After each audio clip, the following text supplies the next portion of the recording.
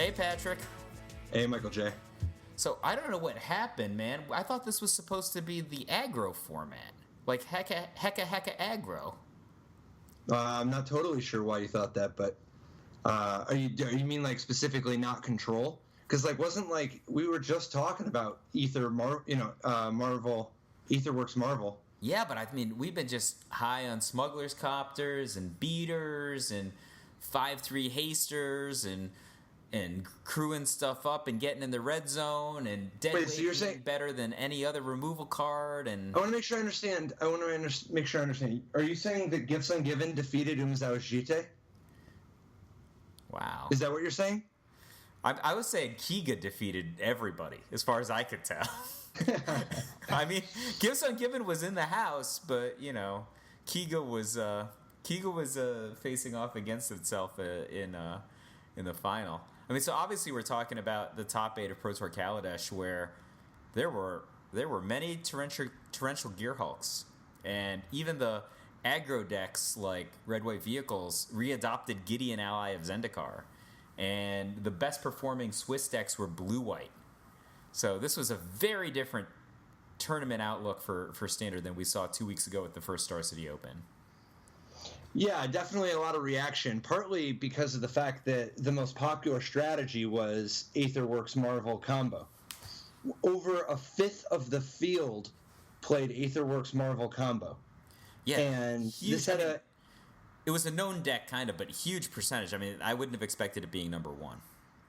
Yeah, it was definitely huge, and enough people played with and against it that people realized people who were very dedicated to control found ways to make control decks that could try to simultaneously attack white red vehicles and Aetherworks Marvel.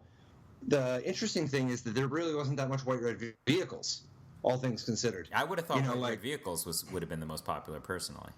That would have been my prediction. It's just not that hard of a deck to beat if you target it. Now, it doesn't mean that it's not going to bounce back. I actually think it is going to bounce back. Part of the reason why it was held down is because of how many people were just targeting it so hard. Because, even if you just look here, though, even though it was only 8% of the field, the different vehicle aggro decks or whatever, the more dedicated, either red, white, or Mardu, 2 of them made top 8. I mean... And plus a white-red tokens deck that is not the same deck, but it is a white-red deck that uses Smuggler's Copter. So it's at least similar, right? The sort of inspiring Vantage to cast, fast, aggressive red and white card strategy. 3 people in the top 8 is a pretty fine showing. Sure. Most populous card in the top 8, I want to say, is Gideon ally Zendikar. It was played in red, white, black, blue, white, 4 of the main deck of the blue, white deck, and then in the Jeskai deck also. It's a big comeback for Gideon ally of Zendikar. No? Yeah, but there's only 13 copies of Gideon in the top 8, though. I mean, there were 4 Smuggler's Copters in the red-white tokens deck, 4 Smuggler's Copters in white-blue flash, 4 Smuggler's Copters in Mardu vehicles, 4 Smuggler's Copters in red-white vehicles. Smuggler's Copter was 16. Gideon was only 13. Gideon was only 13? Actually, no, I'm sorry. There's 2 Gideons in the sideboard here. Let me see. 2, that's 15. You might be... you're so right. You snuck in because of the sideboard. Gideons... there were enough sideboard Gideons, 17 Gideons in the top 8. You were technically correct, which is the best kind of correct. Yeah.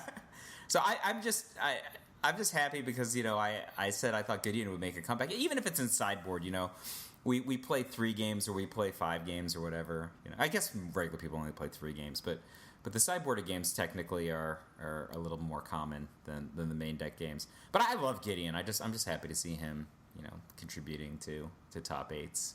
But let's talk about that Aetherworks Marvel deck. Matt Nass made his first Pro Tour top 8 this past weekend. Yeah, and relying largely on the power of Aether Hub. 17 Aether Hubs, by the way. Aether Hub, like I said, this is my favorite card in the set. Yep, I think it was the most played card from the new set. It's the King Daddy of Tendo Ice Bridges. 17.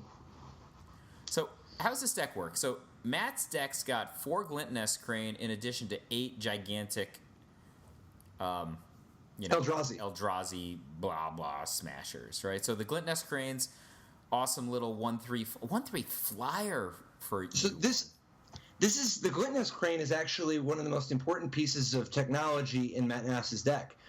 Not like most of the lists that people were playing were not featuring Glint Nest Crane because they just didn't have enough artifacts. Matt Nass even just full eyes wide open is just like, yeah, I know I don't have enough artifacts, except I don't really care because first of all, you don't actually have to hit every single time with Glint Nest Crane. You can accept a higher failure rate because a 1/3 flying body is actually like a pretty real thing. He even has Kozilek's Return, so like the Glint Nest Crane gets a little extra value because it holds off some number of creatures and can actually live through the Kozilek's Return. Or stack with a Kozilek's Return to make sure that a Copter goes down. The thing that makes the Glint Nest Crane especially good in this deck, however, is that when all he wants is Aetherworks Marvel. That's the bottleneck. Because there's lots of ways to get energy, and there's lots of ways to get enough mana to cast Aetherworks Marvel. And there's multiple Eldrazi. I mean, there's enough Eldrazi that's the real issue is you have to find Aetherworks Marvel. And Glint Nest Crane, to start with, gives you a very decent chance. Like if you haven't already, because when you're casting Glint Nest Crane, there's only one of two things that is true. Either you've already drawn an Aetherworks Marvel, or you haven't. And Glint Nest Crane helps disproportionately well in the games where you haven't, which is exactly the games where you actually need the help. And just even just having a chance, because like in this case, if on turn 2 you just play the Glint Nest Crane and you haven't drawn an Aetherworks Marvel yet, your chances of hitting an Aetherworks Marvel is 29% already, and that's just Aetherworks Marvel. I mean, your chances of actually hitting an artifact at all are like, I don't know, a little better than 2/3. Well, and like Glassblower's Puzzle Knot, for example, it's like a little bit of an unassuming card, but it basically digs 4 to help you find Aetherworks Marvel as well, right? It does. And the 6 life from the green Puzzle Knot, Woodweaver's Puzzle Knot, it usually buys you a full extra turn. And you don't have to spend your time figuring out how to finish the rest of your energy because it does everything for you.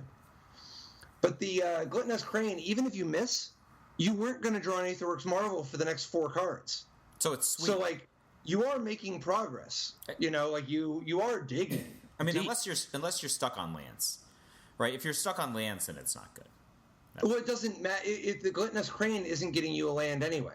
Yeah, I'm saying it's not good if you're stuck on land. I guess it could get you the Glassblower's Puzzle Knot, and you could use the Glassblower's Puzzle Knot to scry into some lands, but that's quite the dig. That's either way, the part point of this deck. Though. I mean, and this is something we talked about on previous episodes, but the combo is get 6 energy, activate Aetherworks Marvel, and hopefully flip an Ulamog or an Emrakul. And the easiest way to get 6 energy is to play a Woodweaver's Puzzle Knot on 2, activate it on 3, and that's your 6 energy already. And even if you don't hit an Eldrazi, you still get to cast another spell for free. So you are advancing your board, and then you just try to live long enough to get enough energy to, because you pick up little energy here and there. When your Glassblower's Puzzle Knot, you play the Glassblower's Puzzle Knot, that's 4 energy by itself. But if you have a Aetherworks Marvel in play, that's 5 energy from the Puzzle Knot going to the graveyard. And another important play is if you play a second Aetherworks Marvel when you already have one, you actually get 2 energy. Yep, because they're both in play for a second. Yep. And Vessel of Nascency gives you an energy. Aether Meltdown, if the creature that had an Aether Meltdown on it dies at some point, so that the Aether Meltdown goes to your graveyard, you can pick up an extra energy that way. Yeah, so, Aether Meltdown is just the most. It's the most encased in ice we can get in Standard right now, I think. Yeah, yeah. I think Aether Meltdown's a pretty good one. If you value energy at all, I mean that was one of the big advancements that Matt Nass had as well. A lot of people figure out the Aether Meltdown part though. The Glint Nest Crane, the combination of contingency plan and Glint Nest Crane, because I think this is a great example of being willing to kill your darling, so to speak. Most people played. So first of all, a lot of people played Harnessed Lightning, which really isn't good. It's not a good way to get energy. It's a great card, but it's not a good way to stack energy because you often have to use so much of your energy to stop the threat. Aether Meltdown stops the threat and gives you 2 energy. And it's even an enchantment for helping cast Emrakul sometimes, you know. Sure. But the thing that was so impressive is the killing the killing of the Sacred Cow, a Vessel of Nascency. An awful lot of people were just not willing to consider going below 4 Vessel of Nascencies because that digs you to Aetherworks Marvel. That's part of it's you know, Vessel of Nascency on the surface looks like such a good tutor because it's like, oh, I just want to go get Aetherworks Marvel. And it even finds Woodweaver's Puzzle Knot or Glassblower's Puzzle Knot. And it finds land. It's the perfect tutor, right? Except it costs 3 mana. And it isn't really the perfect tutor. I mean, it's not like you really want to go find Ulamog or Emrakul. Glint Nest Crane costs a mana less and digs for Aetherworks Marvel just as hard. Additionally, it gives you a speed bump, something to help, you know, slow down the fast attack. And I love the balance between Vessel of Nascency, Glint Nest Crane, Contingency Plan. I mean, obviously Matt Nass, one of the best combo deck tuners in the world, so no surprise there. But I appreciate his sideboard, 4 Dispel and 4 Ceremonious Rejection. That's a person who knows what he's going after, right? So Dispel is like the perfect counterspell for this kind of deck because you don't really care about countering people's threats when you have Dispel. You care about countering their counterspells, right? Right. So you're like 5 mana, Aetherworks Marvel, they cast a Void Shatter or a you know, the forecasting cost 1, whatever they've got in their hand. And then you just cast a Dispel and then your thing resolves, right? It's just perfect for countering counterspells. Or if you're playing the mirror match, or I guess, would you bring in Ceremonious Rejection against Dynavolt Tower? That's the question. Well, yes. No, you do. Yeah. For a very important reason. If you take a look at the Dynavolt Tower deck that Pierre Dagan played. Yep. Notice 3 Void Shatters. You can Ceremonious Rejection Void Shatter. So here's a question. There are a lot of Void Shatters in this top 8, right? So Carlos played Void Shatter. Shota played Void Shatter.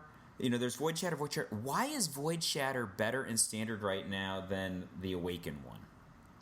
Because the reason, I mean, it's possible that right now is a time where you should be splitting or mixing because we saw a huge decline in graveyard decks. But the week before the Pro Tour, graveyard decks were everywhere. They were big at the SCG Open. They've been all over, just the most popular strategy on Mitgo.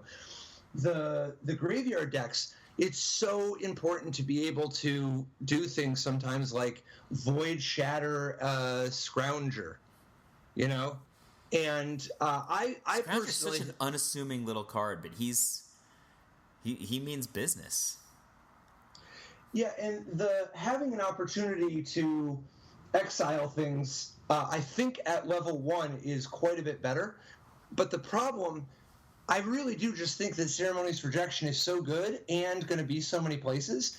I would play less than I would play some number of not Void Shatters if I had a deck that was susceptible to Ceremonious Rejection for other reasons, such as Dynavolt Tower.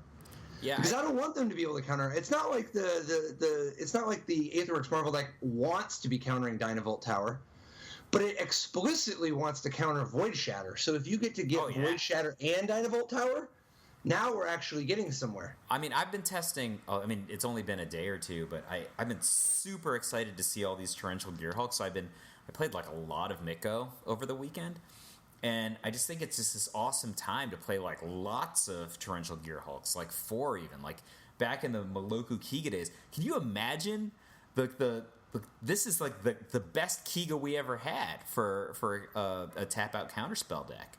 it's really, really cool and powerful. And I've been testing the one that awakens, because I just didn't understand like why the Void Shatter would be better, especially since there's a lot of decks that could just incidentally get a little more life. You actually might just want to do 3 more in an attack because the opponent gains some life off of a Woodweaver's Puzzle Knot, or like just some other random card that you normally don't care about. Like if you just look at the tactical decisions that Shota and Carlos made, they would just like think for, maybe Shota doesn't think for a really long time because he's so fast, but think for a surprising amount of time to a viewer anyway, to decide to get in there with a creature land on a turn that was a little non-intuitive, just to make sure that they could exceed the life total on a clock. You know, maybe that's intuitive to you, Pro Tour champion Hall of Famer types, but to us mere mortals, I was like, oh, interesting attack there. It's a little interesting also, the idea, and I don't know how, this might just not matter very much, but the idea of putting those +1/+1 counters on a land. It's good if you're playing blue-green, right? For sure. So it's tricky because, like, if you want to put it on Lumbering Falls, one of the problems is that now your Lumbering Falls is actually vulnerable. You have to have 4 mana open to give it hexproof. But if you put the scat, like if for instance you were playing an Esper deck and you put the +1/+1 counters on your Shambling event, you get 5 damage instead of 2, but you gain 5 life instead of 2. And then if you happen to be playing Jeskai, this is where it gets sweet. If you scatter onto your Needlespire, now you do 10. Oh wow, that's insane. Well, I was even a Fumarole though. Like the bad thing about Fumarole is that when he gets big, he gets very vulnerable. But a Fumarole with 4 toughness is just a Fumarole, right? But his front side is now enormous. The problem is it still doesn't. The problem is if you put the counters on the Fumarole, it's small unless you have the mana. I mean, it's nice if you just have a million mana and you can just do whatever you want. But I'm particularly interested in the ones that give a good multiplier, and I think Needlespire is the one that gives the best multiplier. And it's interesting because like the Jeskai deck that Carlos played did not actually feature any Needlespires. However, you could conceive of a number. He also just didn't have Scatter. But you could conceive of a number of ways to build a Jeskai mana base that actually could use some number of Needlespires, and it's an interesting backup kill condition to be able to just 10 somebody out of nowhere. I mean, you can legitimately race an Ulamog potentially, if they weren't expecting it, out of nowhere you.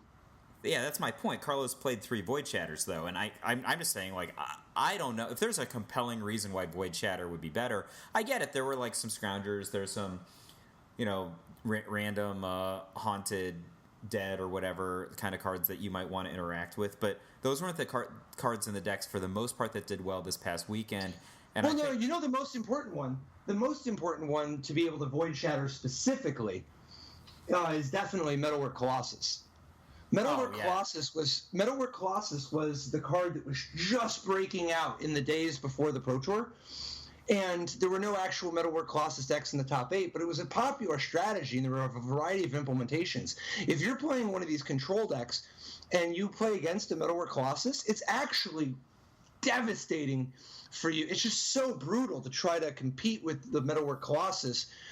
Because they just buy it back, they sacrifice their Prophetic Prism and like a Cultivator's Caravan or something, and then they just play it again. And a lot of these, like this blue-red deck, they're not going to stop a Colossus with a bunch of Galvanic Bombardments and Fiery Tempers and Harness Lightnings. Not for very long, anyway. Not for very long. No, so that's why they, particularly need Void Shatter. Now, I think that the Grixis deck that Shota played, I mean, he does have one Transgress the Mind, which helps a little bit, but he also just, he's got access to, I guess actually no, I mean that's, so the people who have Summary Dismissal, and Shota has it in his sideboard, whereas like Carlos has his Summary Dismissal's main deck. Summary Dismissal is another interesting one because it effectively is a Void Shatter for the purposes of exiling the Colossus. So it actually is one better because you can Summary Dismissal the Colossus like activation or something if you wanted, So I was so impressed by Carlos's play. So Carlos, for players who've been following Pro Tour coverage and following high-level Magic strategy for a long time, Carlos is, I believe, the 2002 World Champion, and he got his claim to fame by winning like 8 consecutive Psychotog mirrors or something. He's like super impressive at winning Psychotog mirrors, and so he wins the World Championship. And they're like, "How come you're so good at winning Psychotog mirrors?" He's like, "Because I only counter Psychotog in upheaval." And everyone else is like, "What?" And like, "Yeah, I don't counter Factor Fiction." And everyone else is fighting over Factor Fiction. So he gets to be thought of as this tactical genius of control matches. So I don't know if you got a chance to watch Matt Nass's match against Carlos, but Matt plays Emrakul. His lead-in card is Emrakul. He just taps 7 lands or whatever to cast it. Carlos has the Summary Dismissal, so that's sweet.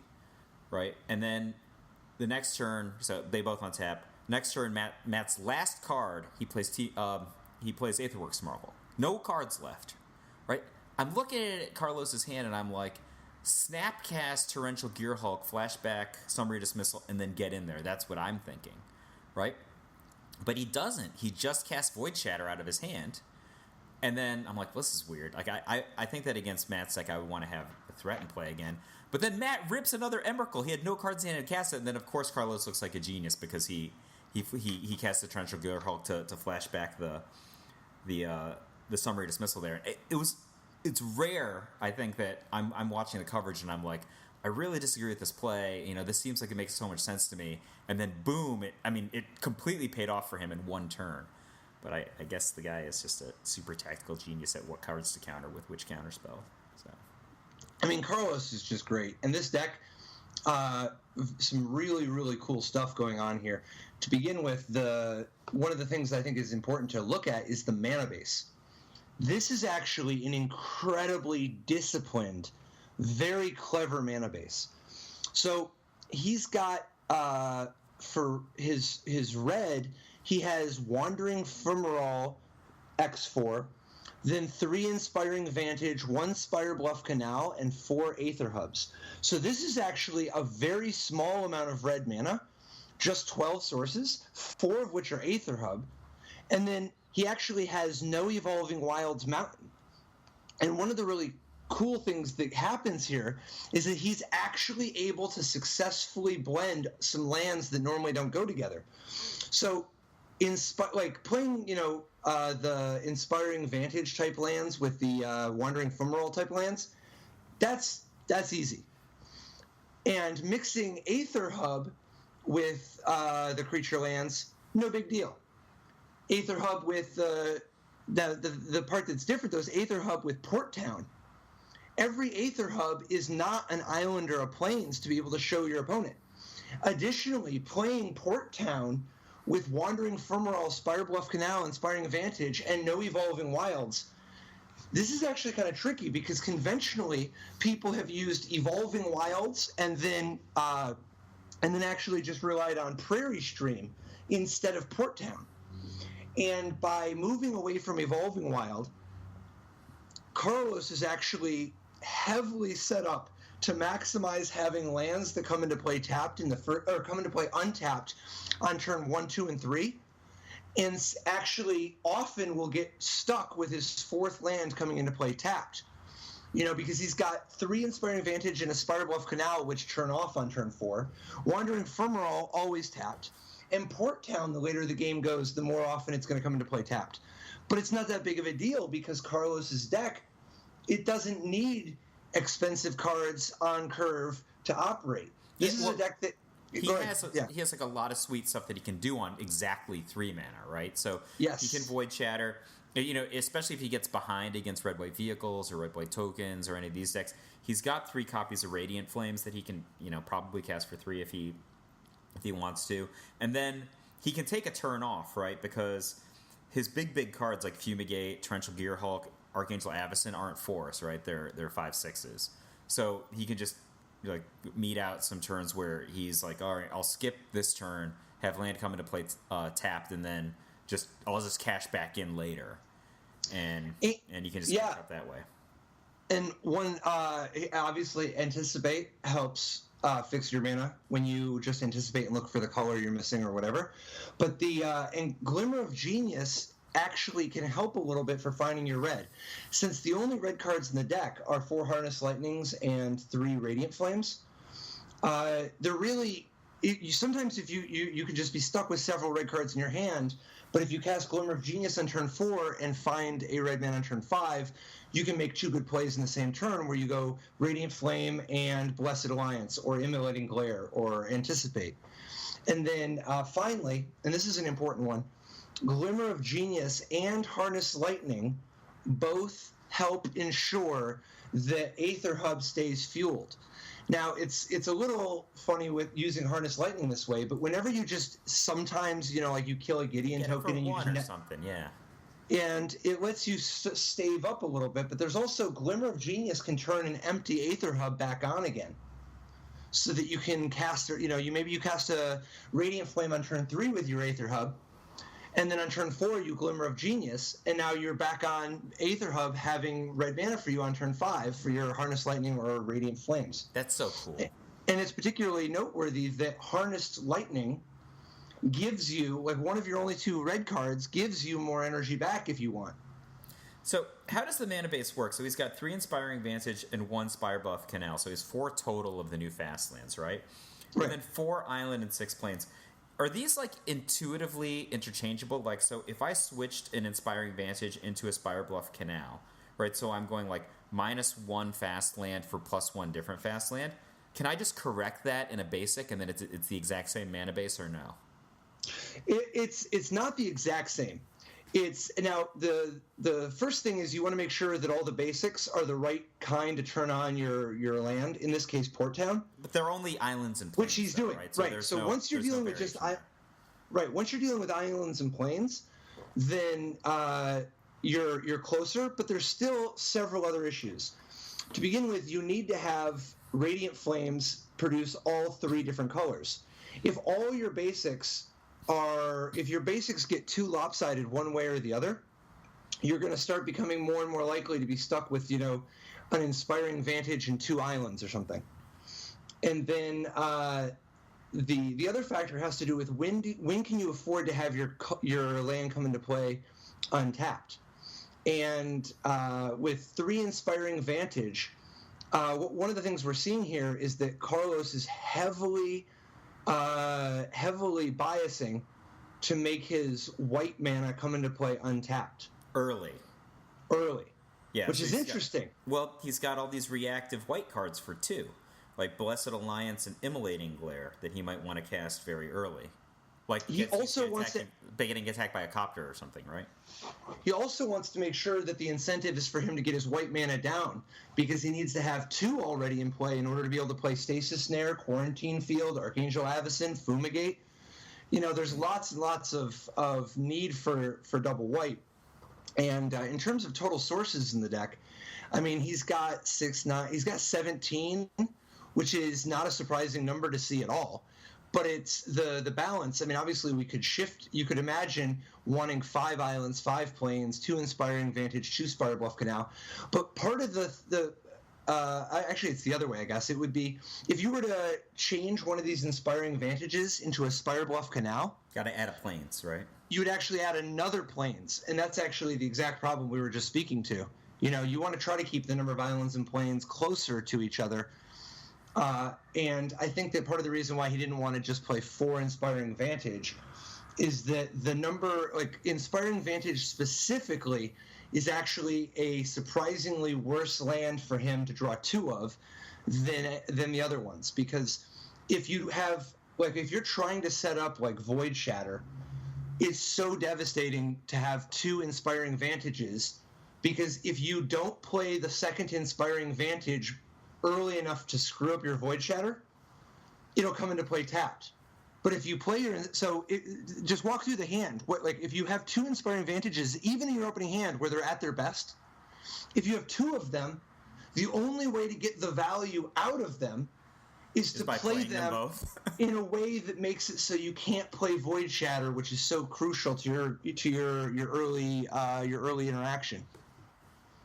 So I think this mana base is a masterpiece. This is just a very, very, very smart setup. So just a small note. Last week we were talking about the Weissman School of Magic, and there's a kind of a rare case with Carlos's deck where we're seeing Archangel Avacyn is basically just Flash Sarah Angel, right? Like this card isn't really. I mean, obviously it gets its own indestructibility, so it's sweet in a surprise block situation. But this isn't like a Collected Company version where it's defending other creatures so much. Well, yeah, so it does defend Torrential Gearhulk sometimes, but it doesn't do that much flipping. The main thing that it does is eat Smuggler's Copters. Archangel Avacyn is such an incredible answer to Smuggler's Copter, because like people who are using Smuggler's Copter have a disproportionately small amount of removal, because they have all these creatures that they're using to fuel the copter. Additionally, the most common forms of removal they have are very often things like Fiery Temper or Declaration in Stone, things that are not going to stop an instant speed Avacyn from eating the copter. Additionally, Archangel Avacyn is Trump in the Gideon world. That's the big thing. Whoever has the Archangel Avacyn is going to beat the Gideon people. That's just, I mean, Archangel Avacyn is perfect for smashing Gideon. It's so often going to be on curve. It can actually clean up the mess later. It both can defend against any number of tokens, even if you've fallen behind. It's just a very, very, very powerful weapon to have. And even though Torrential Gearhulk is stronger in the strategy, you get diminishing returns from having too many 6s. You know, and that's one of the advantages of Carlos's deck is having a variety of good plays at each mana cost, so that however much mana he has available, he can put to good use. What do you think about Dovinbon, though? Every time I saw Dovinbon in play for Carlos, I felt like it was getting killed. Yeah, I was really unimpressed with Dovin throughout the weekend, and I didn't see it be particularly good for Carlos. But it's fine. It's like it's a mediocre planeswalker. Sometimes no, it's fine. I mean, it's like Kiora, right? Like, I don't think that Dovin is like explicitly bad. I do think that it's very telling and awesome the lack of the bad counterspell. The fact that that nobody was actually playing the poor man's miscalculation. You know, God, what's the when it costs 2 counter something, unless they pay 2, unless they want to win or something. I know which one you're talking about.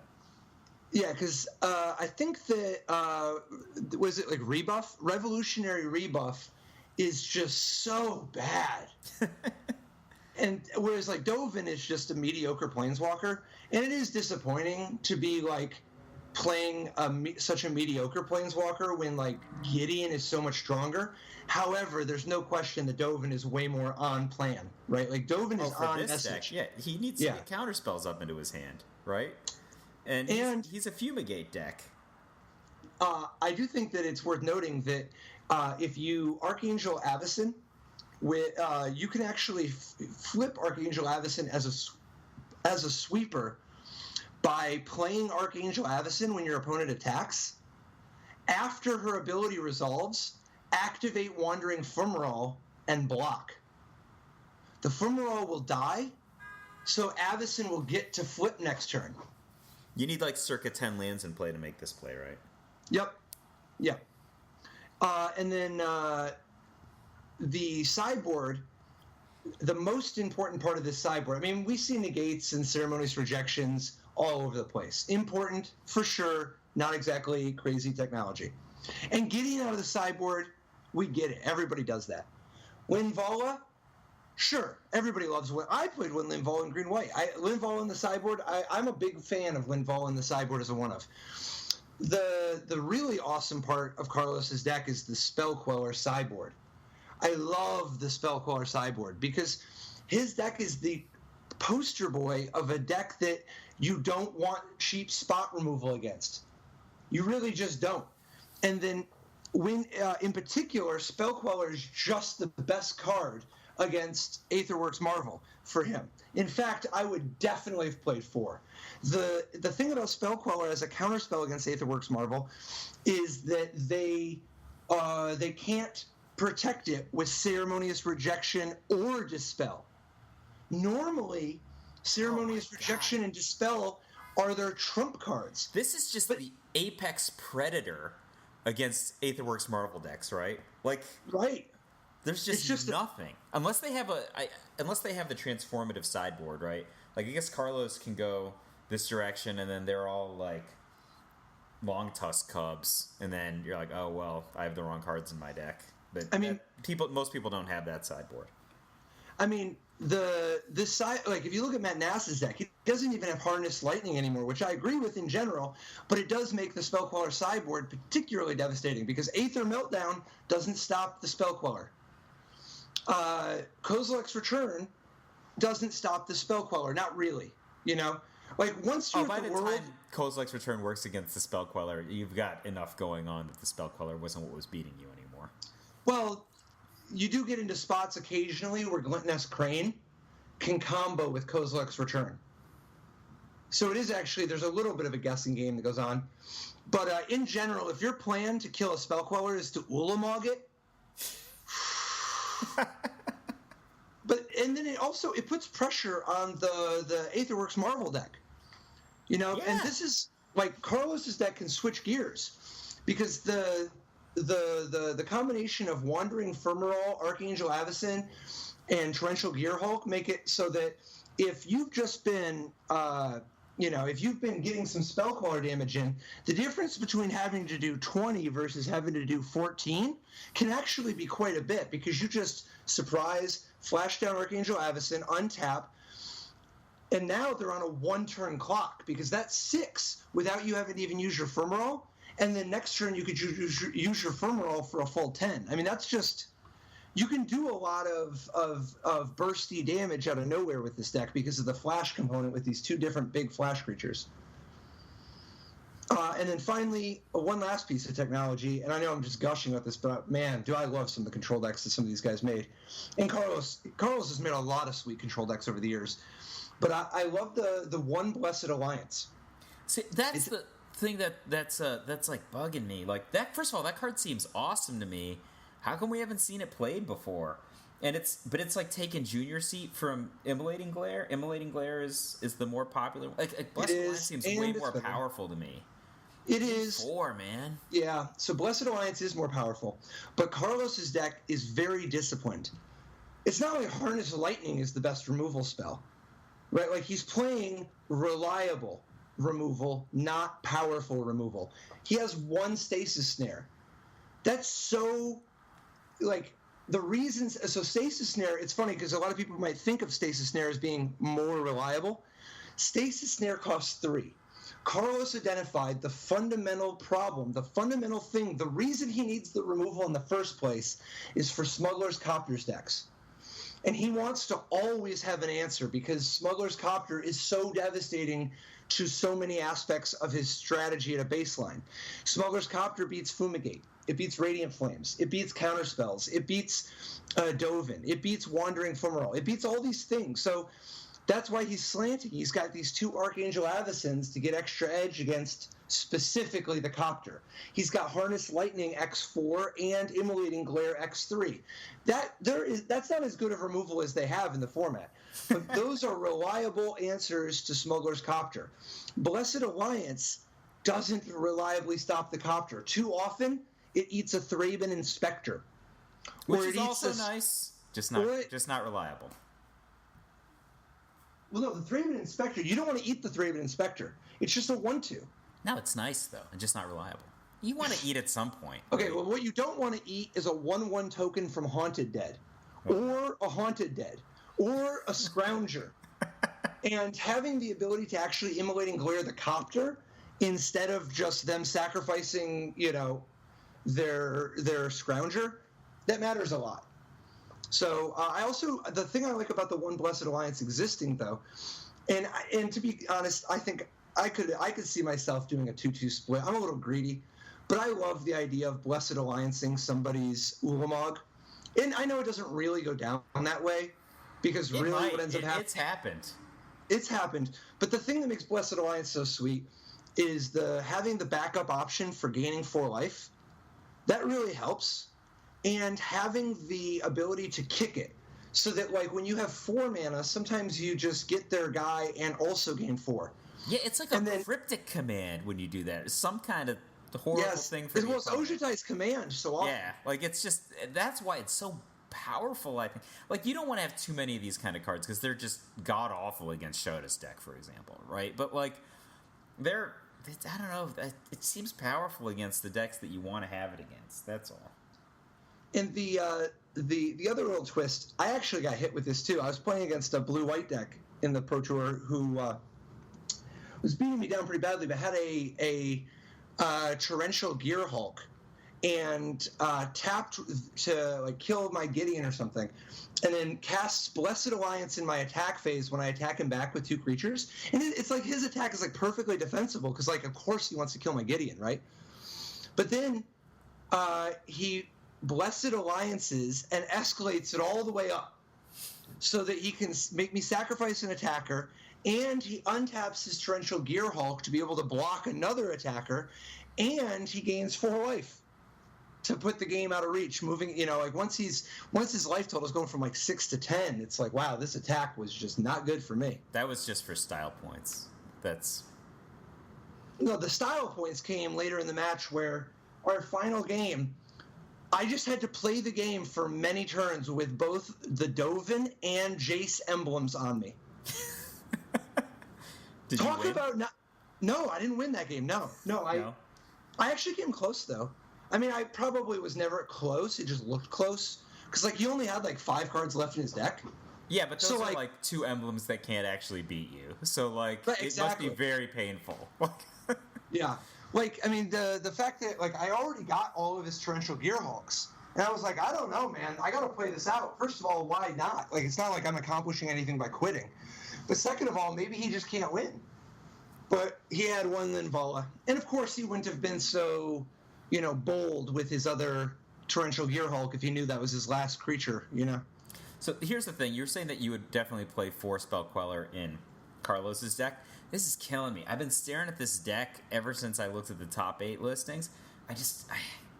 I don't get the 3 Radiant Flames in the main deck and then no Radiant Flames in the sideboard. Shota played the full 4. Like, and I don't know, like, it doesn't make sense to me to play Fumigate as the ancillary sweeper. I mean, I think it's vital. No, I think he's exactly right. But against fast, this deck, I think has a weaker blind spot to fast decks. It has all these void shatters. I know, but he's already pre-sideboarded against those people. And you got to remember, his deck has 4 Harness Lightnings and 3 Radiant Flames. And everybody already knows that the format is about Smuggler's Copter. Like, the people where you want Radiant Flames against, they're not going to become more vulnerable to Radiant Flames after sideboarding. No, but you need to, this is my intuition of playing beatdown against control with sweepers for 20 years or whatever. Like, when you're playing, if you're playing the control role and they're like, they have the aggressive deck and they have a good draw, like, the onus is on you to draw your reactive card on time so you don't die.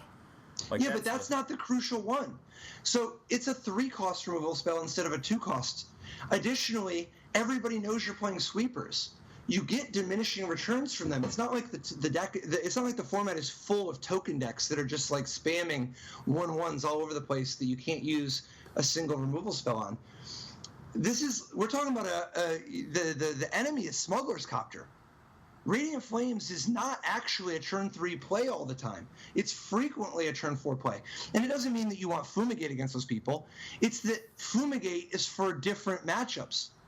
You want Fumigate specifically for the Verdurous Gearhulk people. You want it for the Delirium people because you want to kill the Spider.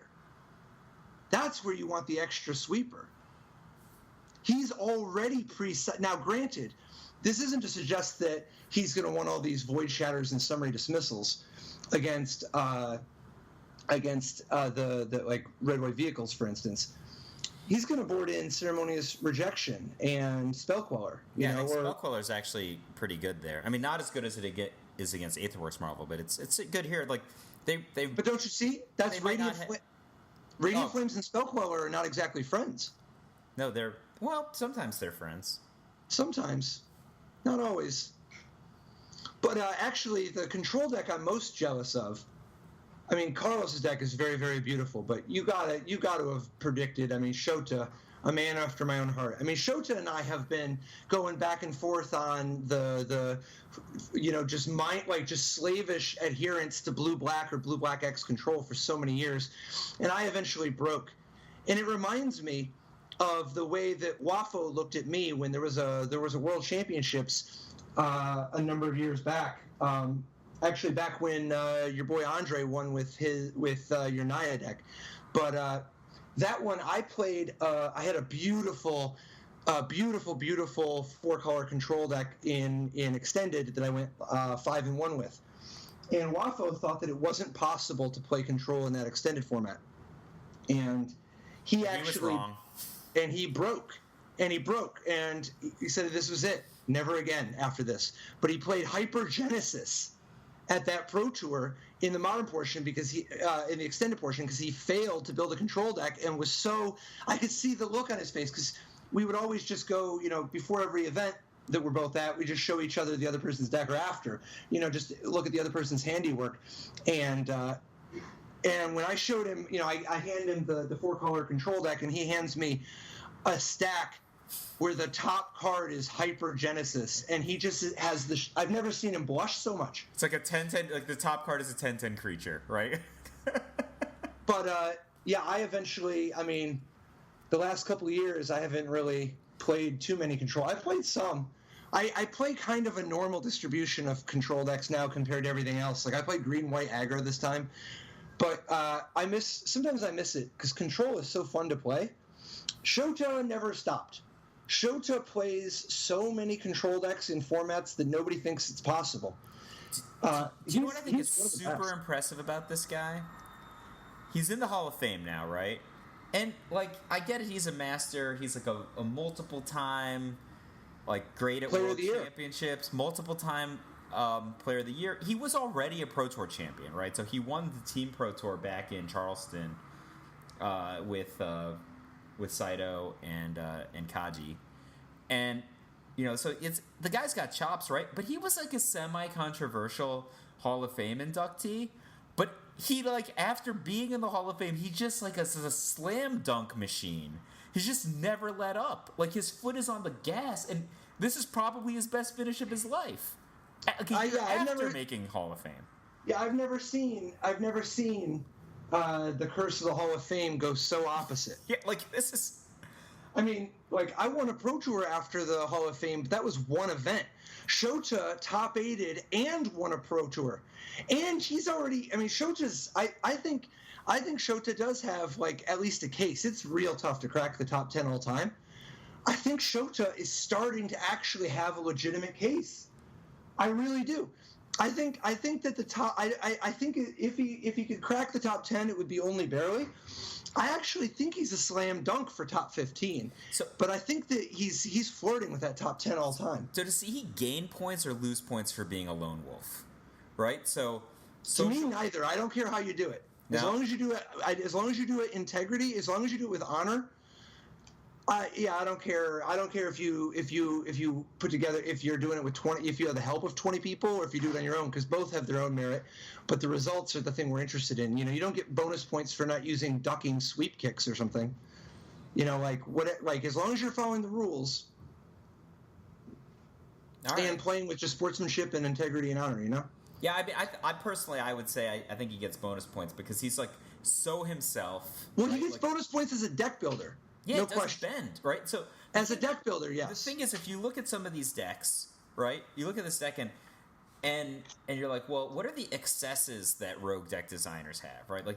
Especially if you have one who's really into Dimir control or Grixis control, and I think that the most common one that we would identify is too many 3 casting cost interactive spells in formats where the threats are 2, right? I think that's if you look at this deck, it actually is guilty of that, and yet it was the perfect deck for the weekend.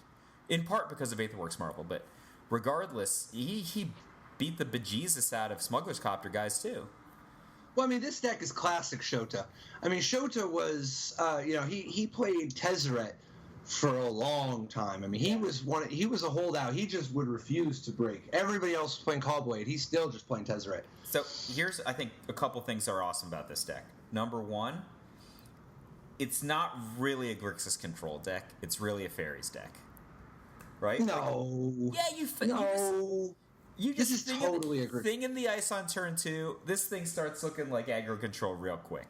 No. Makes an early investment. Doesn't die. That's just not how the games really play out. No. I think it happened more Dude, than it's once. much more.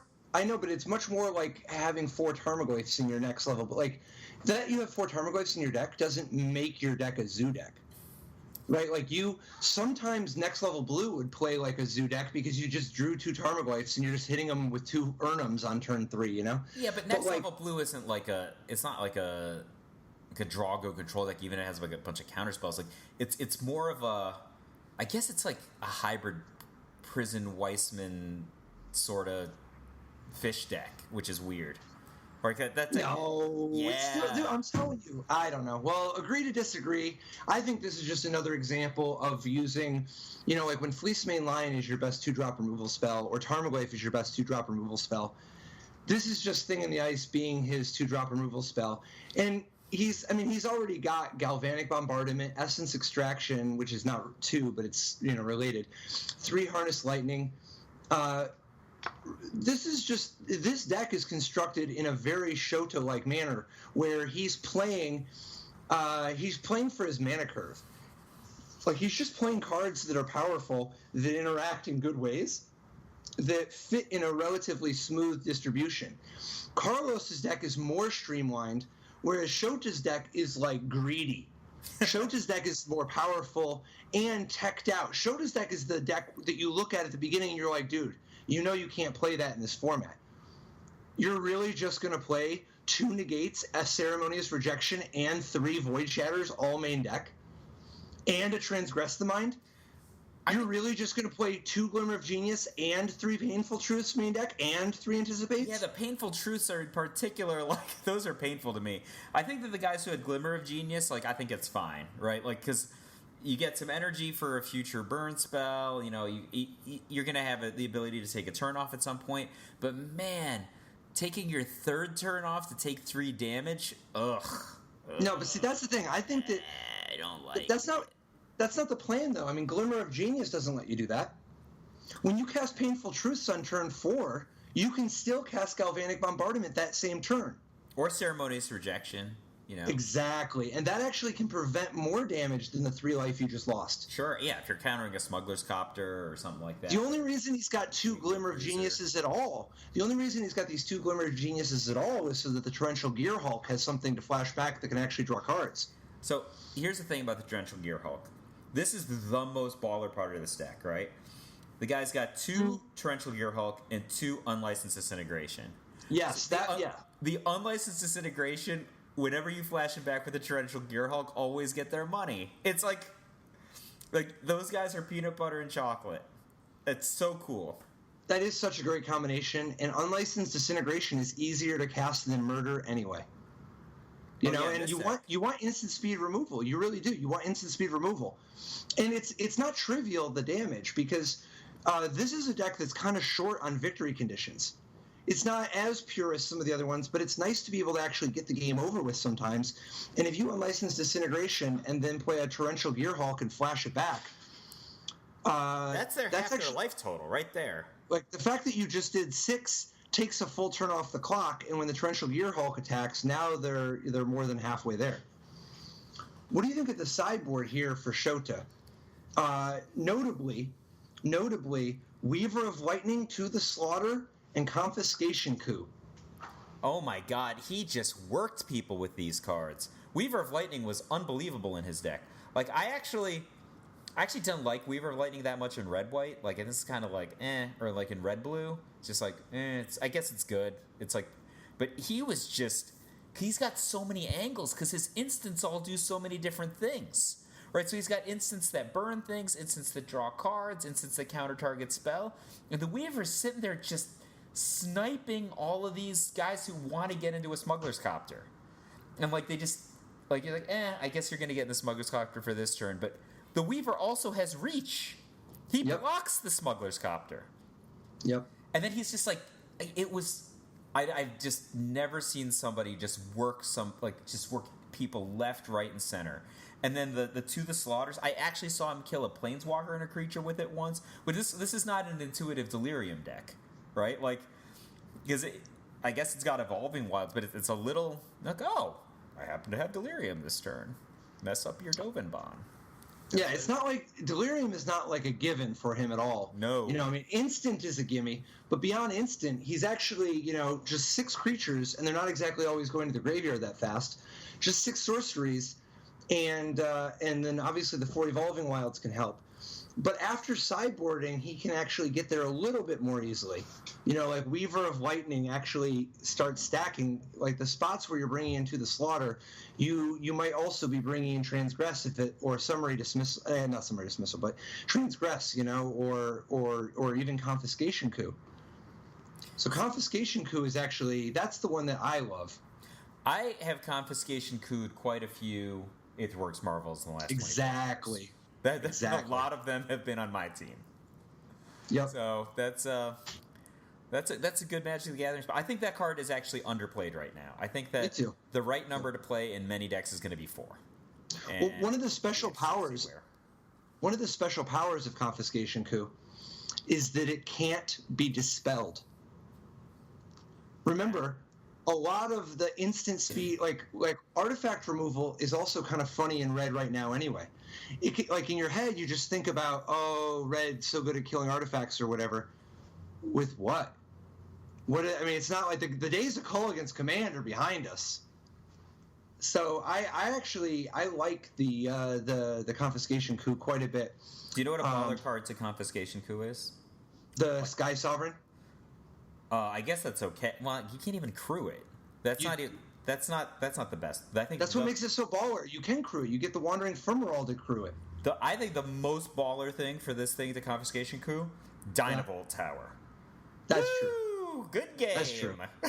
Yeah, that's just true. You take their tower, they are done. That's like their way to win, and like, it's. I have to, you have to fan yourself when you do that. You get a little hot in the cheeks. That is. I suggest doing it. Then you will experience this, and you'll be like, wow, that was something else. I'm gonna write this down in my journal. This was the day I Confiscation Coup to Dynavolt Tower. Then I won that game. The thing you got to watch out for, though, you're like so excited for your whole Confiscation Coup Dynavolt Tower thing. And then they just drop Niblis of Frost, and you're like, "What?" Yeah, because Pierre Dagan, his sideboard plan of switching into a Niblis of Frost, having that Niblis of Frost angle, I like that kind of stuff, man. The 4 Niblis of Frost, 4 Thing in the Ice, and it's cute because Thing in the Ice flipping actually can you can use a Thing in the Ice to get your Niblis of Frost back, but that's not really what the matchup's about. You think siding a Niblis Frost is good against control? No, I just want to do it all the time. Just get him with the transformation. Just be like, yeah. I think I might have a tournament this weekend. I think that I'm most likely to play a version of this blue-red deck, but I think I would play Fevered Visions in my sideboard. It seems like if people are gonna be like mono Shota this week, I think it might. I mean, or maybe you play Fevered Visions in Shota's sideboard. I think Shota's that's also probably awesome. Whenever Shota has done really well, the version that he did really well with has not aged well. He plays a lot of decks for one weekend that benefit a lot from the format not being aware of them, and then they don't necessarily hold up. And then when he plays, he might have success in the format again, very next week, but it will often be with a very different build. Because once everybody knows you're on, this type of removal and this type of removal, if you switch to that kind of removal and that kind of removal, maybe you can do well against the cards that they were they were using to match up better. So, what do you think about Pierre's deck? I'm telling you, this is my comment to start with. I cannot get behind the 3 Galvanic Bombardment. I want to throw my hands up in protest on that one. I mean, he has the 4th in the sideboard. But I mean, somebody needs to page Jeff Cunningham on this one. I mean, How about the lightning axe? Like I just can't do it. I don't know. It makes me want to yell. It is surprising. It is surprising. There is one other blue deck though that is worth taking a look at. Joey Manor's white blue flash deck. So Joey Manor, the new owner and operator of the only game in town. Yep. The legendary target. His first top 8, right? Yeah, he's been. I played him, I think, a couple times on the Star City tour. He's a big Star City tour guy. 4 Thraben Inspector, 4 Selfless Spirit, 3 Rattle Chains, 4 Reflective Mage, 4 Spellcaller. This is all pretty normal stuff. I like this. 4 Smuggler's Copter. But then his removal, I like this. He's sticking to just 3 Stasis Snares and a Declaration Stone, keeping it very, very minimalist. So, and instead just trying to play a more tempo game. Did you said you played green-white. How many Declaration Stone did you play main deck? 2 main deck, 1 in the sideboard. How many Stasis Snares did you play? 0 anywhere. I was testing green-white last week, and I had 4 Declaration in Stone and 1 Stasis Snare in my main deck, and I hated Declaration Stone every time I drew it, and I loved Stasis Snare every time I drew it. But it's probably, I played a couple dozen games, but that was weird to me that Declaration Stone was just bad every time I drew it, and Stasis Snare was awesome every time. I also had 4 Fairground Wardens. I had that card too. And then I also had sideboard 3 Skywhaler Shots. Yeah, Skywhaler Shot is exceptional. The thing that I found was, and then finally just the 4 of the Giant Growth. What is it? The 1-mana one? Blossoming in defense. Green. Exactly, 4 Blossoming defense. Best card in that deck. The thing is, a lot of the time my opponents would just be playing Thraben Inspector or whatever, and you never want a Declaration in Stone that guy. They could have 6 in play, you still don't want a Declaration in Stone it. But, getting a Stasis Snare on their Copter would be awesome, on the other hand. Right? That's kind of the read that I had on it. I like Joey's deck a lot, and my favorite part about it is 4 Gideon of Ally of Zendikar main deck. I like this deck. It's just like a basher. It's blue-white, you think, it's a control deck, but, kind of not. It's just, 1-drop, 2-drop in there, Spell Queller you, then, you try to take your big turn, and then they either have, Spell Queller, Archangel Avacyn, he's got Gideon to smash, he's got Reflector Mage, which, Reflector Mage is still... He's the OG. He's like the old man of this format. I think that people just don't give him respect, but he's gonna mess them up. And it can go Smuggler's Copter on you. I like this deck a lot. I think it's one of the things I like about Reflector Mage is it sounds funny, but sometimes when they just play Emrakul on turn 4, and then you just have a Reflector Mage in your hand, yeah. And there's just nothing they can do about it because its ability is not optional, can only hit opponents. And if you bounce the Emrakul, it's going to be a long time before they can replay it. So if you just have, and that's one of the things that's kind of sweet, is that there's 3 Stasis Snares and 4 Reflector Mages. This deck is surprisingly good against Emrakul. It just doesn't have cards that can do anything. Selfless Spirit, you just, obviously it just dies or whatever, but this is also just not a deck that can make that many plays in the same turn in the early game. And so often the Emrakul, the damage it can do is capped a little bit, Yeah, so I found that to be really interesting how bad the Aetherworks Marvel decks are at drawing their Eldrazi. Because it's hard for them to cast. It's really hard for them to cast an Ulamog, right? I never in all the testing. Yeah, you cast Emrakul, not that. You cast Emrakul. It comes up. It's not plan A or B, but you do it. But I never cast Ulamog in all the testing, and I played a lot with that. What do you think about all these Fumigates people are playing? I'm a Planar Outburst man. Is this crazy? Yes. Fumigate is great. Anybody who would tell you otherwise is lying or wrong. Planar Outburst is so... Why would you want Planar Outburst? It doesn't hit land. Okay. Are you thinking just because you want to attack? Yeah, You're so greedy. You don't need... That's when you have 10 mana, you need a 4/4? No, that's so greedy. Besides, people... it happens a lot. Yeah, the life... I think the real thing is the life buffer is just so good. If Fumigate didn't gain any life... and Planar Outburst did gain the life, then I would be in for Planar Outburst, even though it has the drawback of not hitting land. Yeah. But I definitely you don't want to play this Descend Upon the Sinful So It's cool. It's a cool card, but do you know about Torrential Gearhulk? I was in a Twitter war with my friend, and I think your friend too, the expensive sorcery master, Shaheen Sarani, and he claimed, this was the claim. This is why I got in a Twitter war with him, because I normally wouldn't war with somebody. He said, Descend Upon the Sinful is better than Fumigate in almost all situations. And I was thinking, like, it's just not better in most situations, right? Like, how about every situation that you don't have the additional land that's required, right? Like, you just don't hit an untapped land that turn. Wouldn't you always rather Fumigate? Or how about the fact that Fumigate always gets its bonus, and Descend Upon the Sinful gets its bonus some percentage of the time that's less than 100%, right? Like, but yeah, he was adamant in his belief that Descend Upon the Sinful was better in almost all situations. I mean, Descend Upon the Sinful is a good card. It's just that it's not a good card in this format because the only places where you would realistically use it have access to Torrential Gearhulk, so you already have more 6s than you really would want to play. You know, so I just think that it's not the right time. It's not the right spot on the curve. It's just not worth paying the extra for. Because it's not like really green-white Delirium decks. I was trying to make a green-white Delirium deck, and I could not get enough cards in my graveyard. I think the only deck that would really want a 6 like that would be black-white, except that it doesn't really come to that because at the end of the day, there's just too many good other options like Sorin or Linvala or Noxious Gearhulk. I mean, there's things black-white would be the least likely. They have Sorin on 6, and they have every setup card in the world that they want from 3, 4, 5 mana. Yeah, but Sorin doesn't really match up against the format that well. It's not like Sorin is at its all-time best. Well, we're talking about Descend Upon the Sinful right now.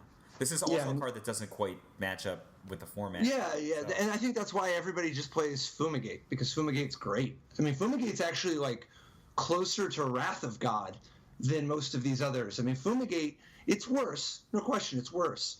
But at least, like, it's giving you a benefit you actually want, unlike a lot of 5-mana sweepers. I did want to actually get your take on Li Shi-Tian's Mardu Vehicles deck, though. This is cool stuff in this one, right? Like taking the red-white Vehicles deck and then splashing 2 unlicensed Disintegrations. Done. Literally, his only black cards. He's got Scrap Heap Scrounger, too. Right. That's his best use of black mana. But his black sources, 4 Concealed Courtyard, 4 Aether Hub, 3 Cultivator's Caravan. So Cultivator's Caravan is, I think, that's the secret key to this deck, right? Like where other people have Fleetwheel Cruiser or, you know, Sky Sovereign. He's got like a Glue-Stone or whatever. Well, Cultivator's Caravan's just an underrated card anyway. I mean, that card's great. It's not just... I mean, the Colossus decks have already been putting it to good use, but even in a deck like this... 4 mana in the Colossus, or 5 mana or something in the Colossus deck. I can't even count that high. Yeah, I think just 4. But the thing with the putting it in a deck like this is that it is still a negator that doesn't get hit by all the spot removal the same way. See, everybody knows about the Fleetwheel Cruiser, and so there's like such a disproportionate amount of Harnessed Lightning type stuff. Harnessed Lightning is not actually the right way to fight Cultivator's Caravan at all. I mean, maybe you stop the whole crew. Sure, maybe.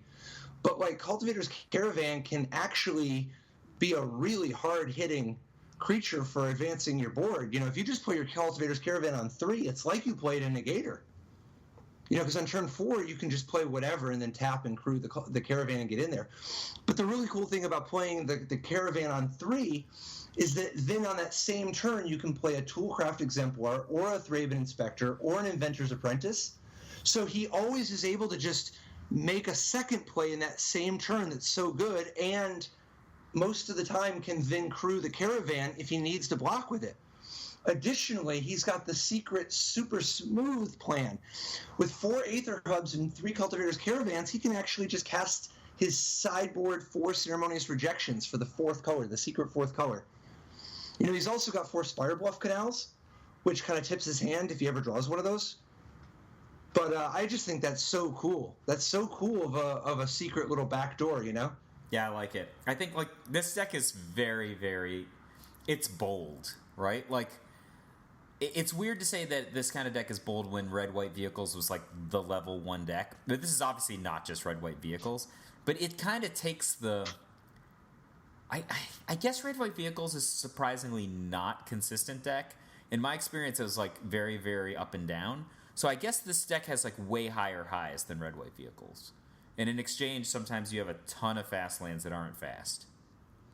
One of the things that I think is worth noting about why he was able to be so bold and why this one was actually slightly more consistent despite being so ambitious, the 3 Cultivators Caravans actually kind of smooth over the mana and help hide the fact that at the end of the day, you have 15 white sources and 15 red sources.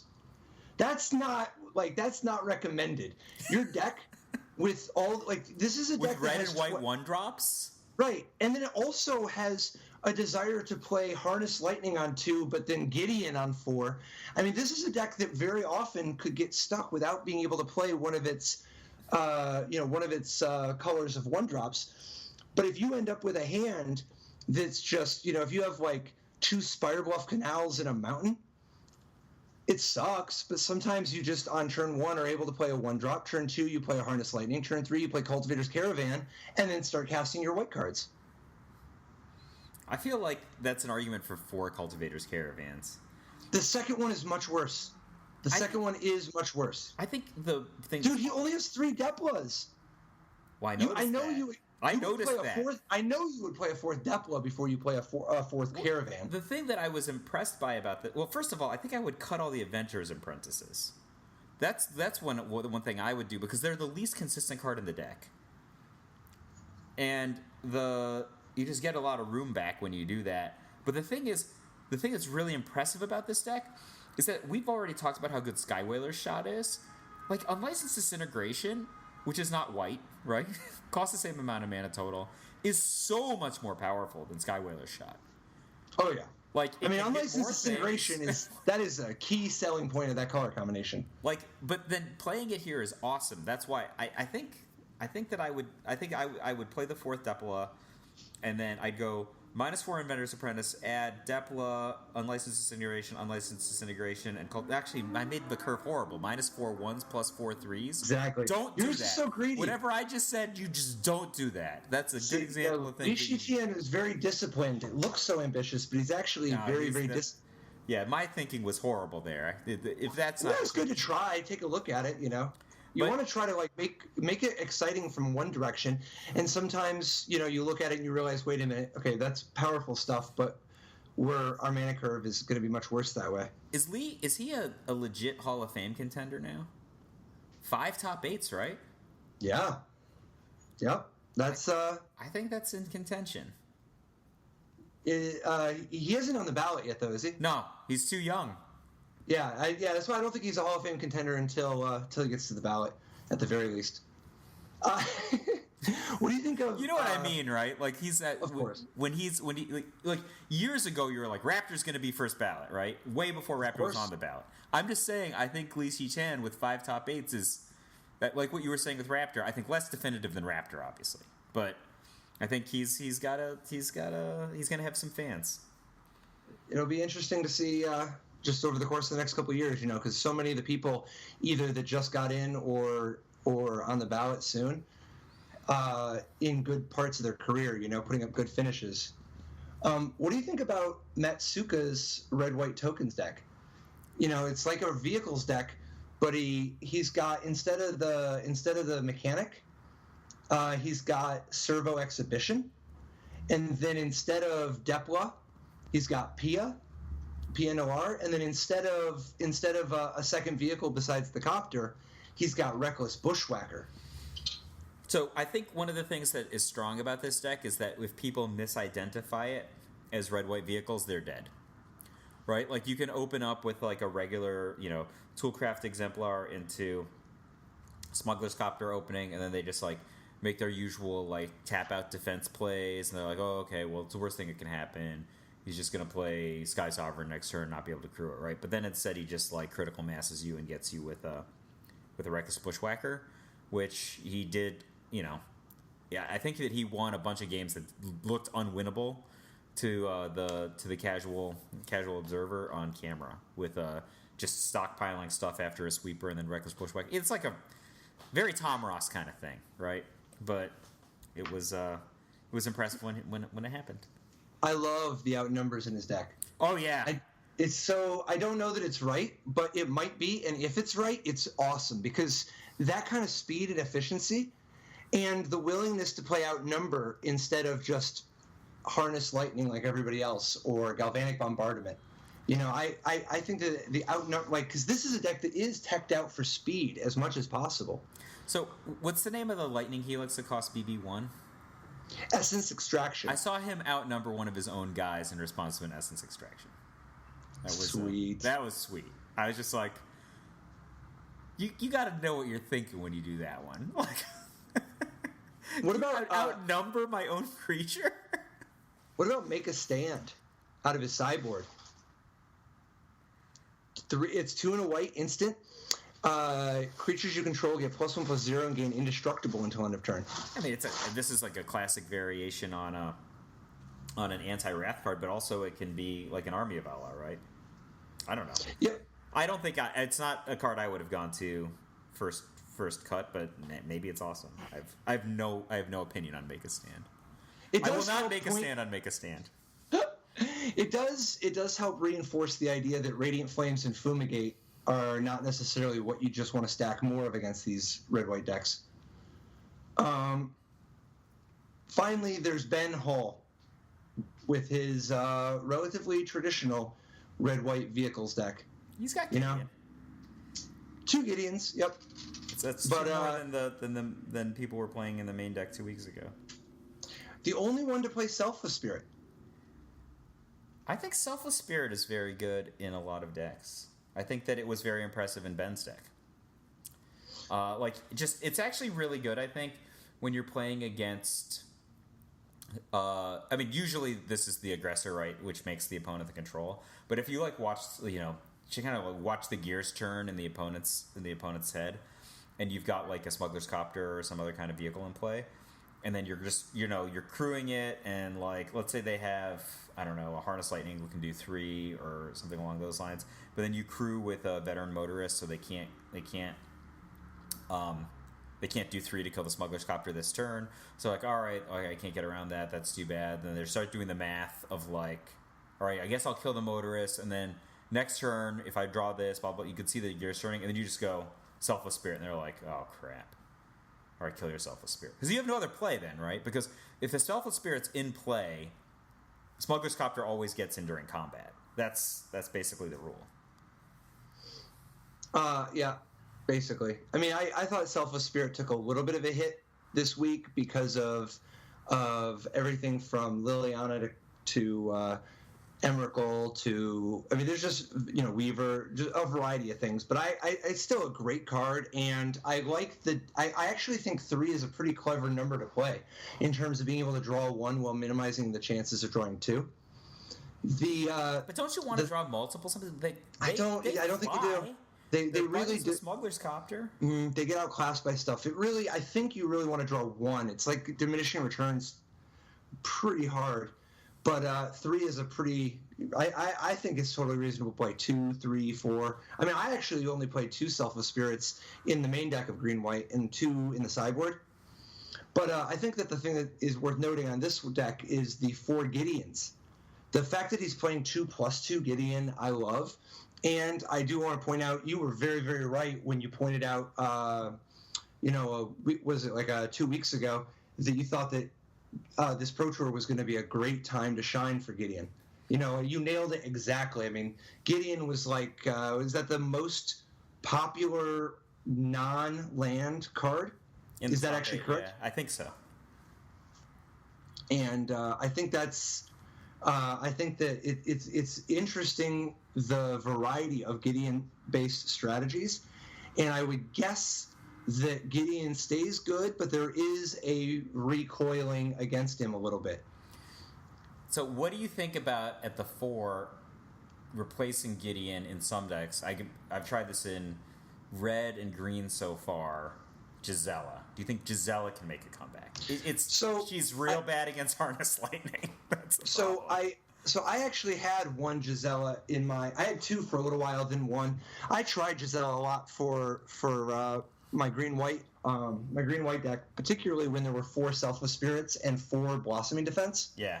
Because Blossoming Defense and Selfless Spirit are pretty great ways to protect her, and she is breathtakingly powerful against both like the graveyard-based strategies and some of the vehicle-based strategies. She's so good against Smuggler's Copter. So good. So the problem I ran into was threefold.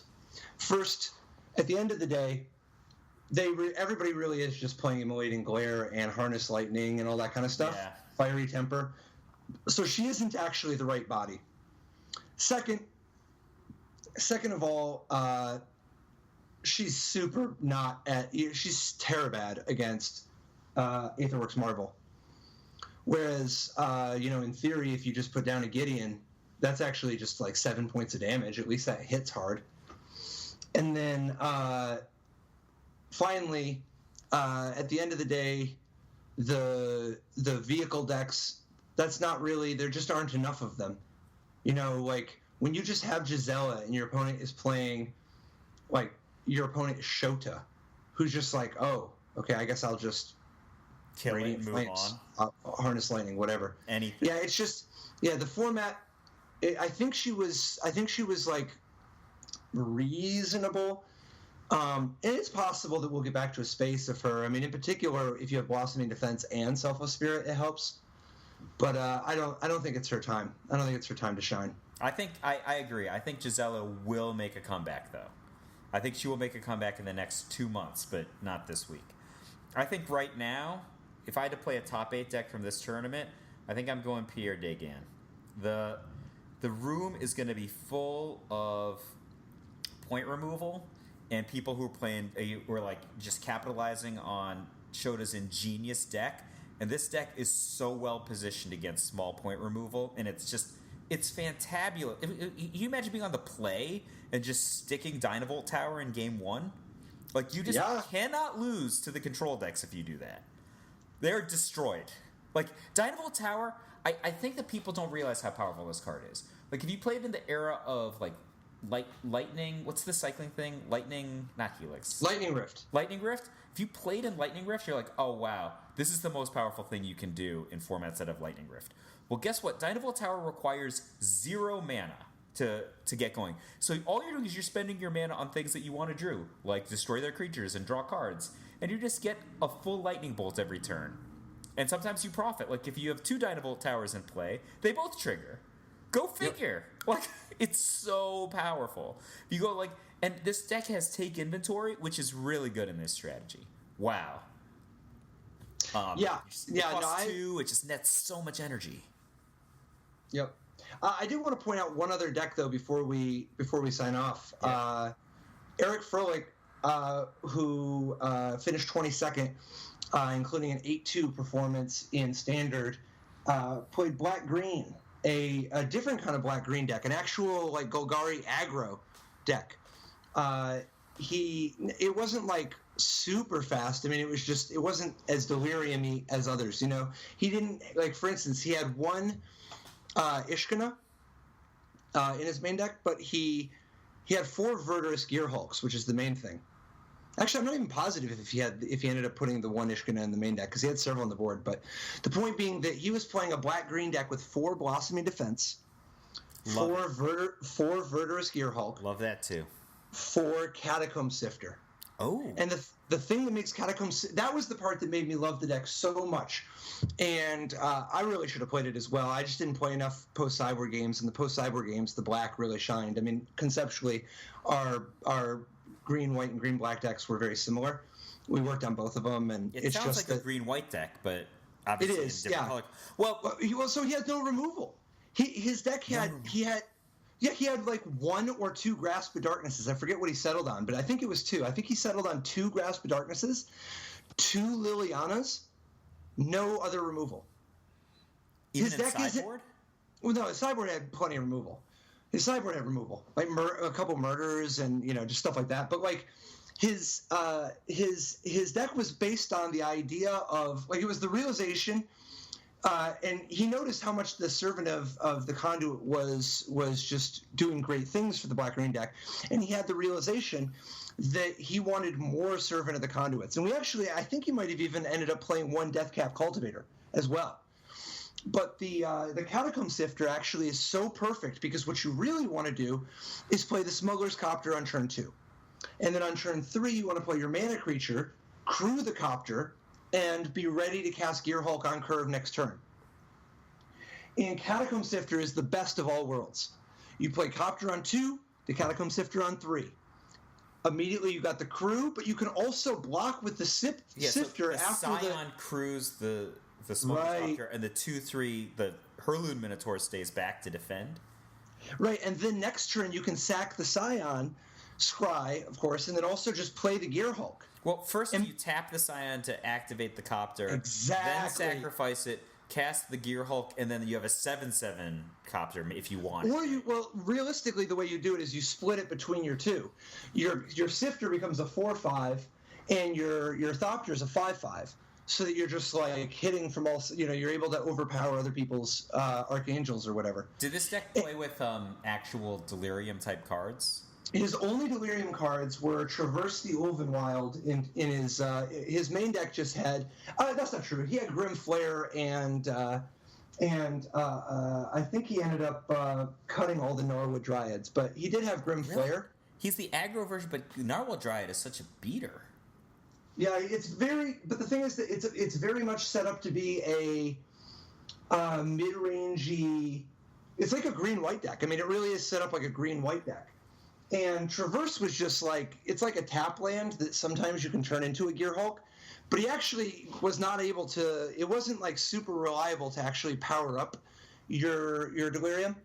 But one of the parts of the deck that was so exciting was the fact that the Catacomb Sifter let you scry so much that you could keep digging for more Verdurous Gearhulks and Blossoming Defense to protect, your big Verdurous Gearhulk turn. Blossoming Defense is such an impressive card. I mean, I know we've talked about it like every week now, but one mana, it's like negate that kills you. Yep. But yeah, I just think Ifro is one of the. I mean, he's one of the best deck builders in the world, and it's funny to describe him as underrated because I don't think too many people would underrate him in terms. I mean, he's like clear among the best players in the world, right? Like that's not exactly that part. There, I think he's properly rated as literally the highest tier. But the in terms of being a deck builder. So good. Like, for instance, this type. I mean, Catacomb Sifter is one of the most beautiful pieces of technology for this tournament, but just the identification that the threats are too diverse. There's Smuggler's Copter. There's Aetherworks Marvel. There's there's things that make tokens. There's tons of flash creatures. There's uncounterable cards. There's creature lands. There's just planeswalkers. There's things hitting from every angle. He played Hissing Quagmire and the 2/3 Urnum, right? He did not play Sylvan Advocate. I think he played one Sylvan Advocate because there was just like I'm not sure. He either played 1 or 0. Sylvan Advocate's just not good in this format. But it's like you do want a little bit more. You just want a couple more 2-drops than just Grim Flare and Smuggler's Copter. It's like way to go like Noose Constrictor then. No, yeah, he didn't end up doing that. I think he played one actual Sylvan Advocate. He either played 0 or 1, and then he played 0 or 1 Deathcap Cultivator. And I think he might have played a Gnarlwood Dryad or 2. But he mostly just... It's like you put in all the good cards, and your deck's like 48 cards, 52 cards, and then he just rounded it out. Like, the only reason he played Liliana's at all, really, was for the Planeswalker type, to help cast... I mean, she's also just a powerful card. Well, it's awesome if she's playing against Joey Manor, right? Like, if you get certain matchups, she still dominates. Well, the big thing for him, because, it looks like he actually ended up only playing, at the last minute, he cut the second Liliana for a 3rd Grasp. So he did play 3 Grasps, and then 2 Gnarlwood Dryads, and he ended up cutting the Deathcap Cultivator and the Sylvan Advocate that he was trying. Just went back to the 2 Gnarlwood Dryads. The other big important thing that I forgot to mention, Kalitas, X4. So Ephro's deck, so he was very, very set up to fight the graveyard decks that were so popular online the week before the Pro Tour. And they showed up quite a bit at this event. Just didn't do as well. Well, they got crushed by, they didn't get crushed, but they didn't, nobody in the top 8. But the Kalitas part is super cool for a couple reasons. The first is that Kalitas lives through all the Harness Lightning stuff unless they get fancy and have like a second energy card. The second thing is that Kalitas is so good at playing both sides. Like a lot of the cards in Ephro's deck, he's like, because he doesn't have removal, he has to try to play offense and defense with his creatures. Gnarlwood Dryad can play offense or defense. Kalitas, offense or defense. It sounds funny, but the truth is Verdurous Gearhulk can play offense or defense, and often both quite well. The use of Kalitas, though, with Verdurous Gearhulk is so sweet because of the life link. Being able to actually put 4 +1/+1 counters on Kalitas, that's 7 points of life link right there. That can be so big of a tempo swing and can just turn around a race that was going poorly. And then out of the sideboard, he's got 2 Ishkana and 1 Ob Nixilis, which is noteworthy because they're both pretty good in the format in spots. But like at the end of the day, he just wants to be Verdurous Gearhulking all the time. And it's not that he's boarding out Verdurous Gearhulks, it's just that not every matchup can you afford to have 7 5-drops, for instance.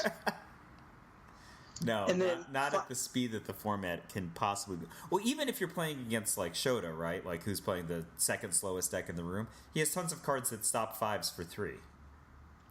And one of the things that I just really appreciate about Ephro's deck is the use of Pick the Brain, 2 Appetite for the Unnatural, and 3 Transgress the Mind for helping round out a disruption package against Aetherworks Marvel that didn't involve going too overboard. Now, it's possible you're supposed to just play even more discard, but one of the mistakes that you can make is to just play with too many too many discard cards and get yourself into a spot where you've stripped their hand, they have 6 energy, and then eventually they just draw a card that lets them rip into Aetherworks Marvel that turn. Yeah. Right, exactly. You want to make sure the clock stays fast. But I just think this was a fantastic deck. One of the best performing decks. Delirium was the popular strategy. His take on it was my favorite of the takes on it. And I think that there's a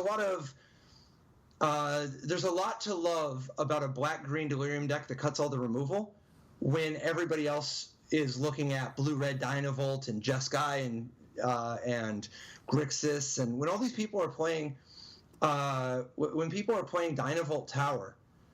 And then if you look, even the one removal spell he does have, Grasp of Darkness, it lines up right against Archangel Avacyn and Thing in the Ice. Oh, so like there. Right, exactly. Well, that card is just a super good card. Like, it's just such an overperformer for its mana in Standard. So it's good against Mother's Copter, just good against everybody.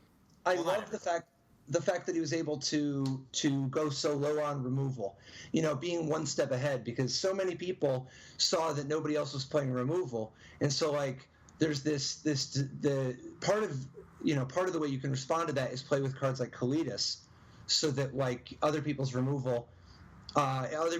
of removal or using only small removal can get punished.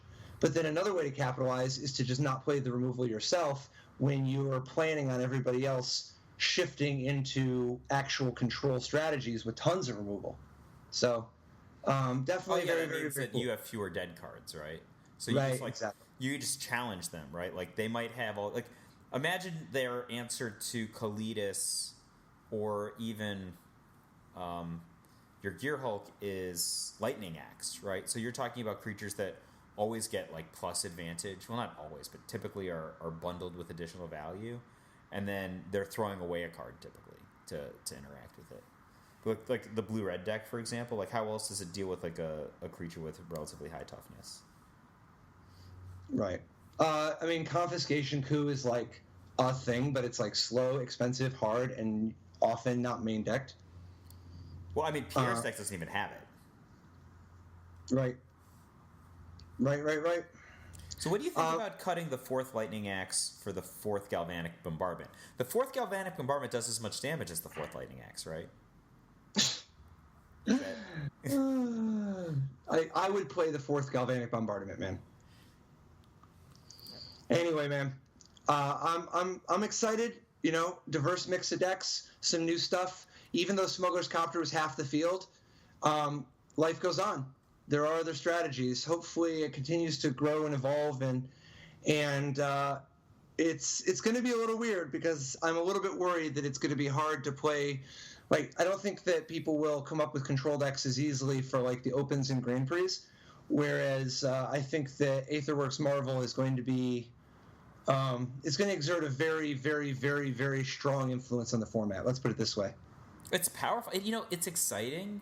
I think like people are probably, you know, happy to play combo and standard. It's like, you know, there are like tons of people who play combo in Legacy or Modern or whatever, but you know, it's different to play it in standard. So I think, you know, this isn't the thing that we get every year.